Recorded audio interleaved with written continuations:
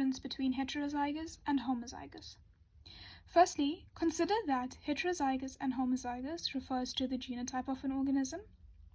So this is where we're talking about the alleles that make up this genotype. So firstly, in homozygous, you will have two of the same allele within the genotype. So for example here, big B will be one genotype, or you could have small b as your genotype. So let's bring it into an example where big B represents the black or brown eye color and small b will represent the blue eye color.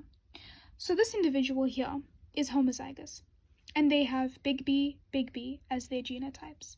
That means that their eye color will be black or brown because the only alleles that are present are that of the black or brown eye color.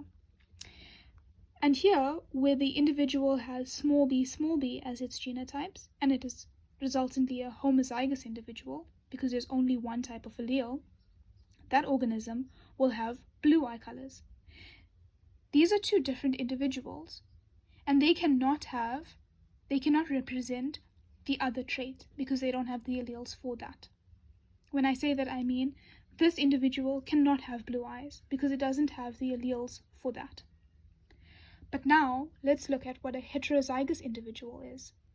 Heterozygous individuals have both or different types of alleles within its genotype.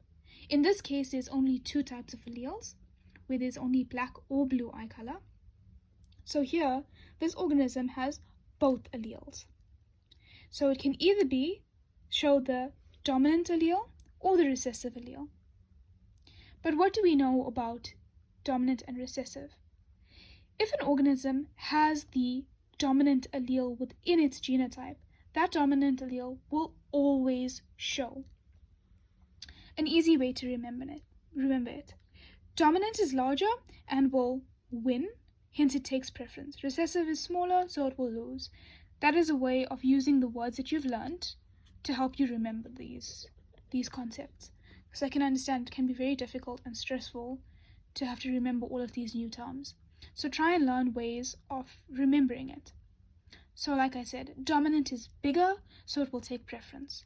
So in this case, in this heterozygous individual, although it has the alleles for both blue and black eye color, it will only show the black eye color. Okay, so that is the difference between heterozygous and homozygous. Lastly, if you are confused with the terms heterozygous and homozygous, trying to remember the two, if you want to look at it as a real-world example, heterozygous, think of it as heterosexual, where an individual is interested in the opposite sex. So for example, a male and a female in the pairing. Okay?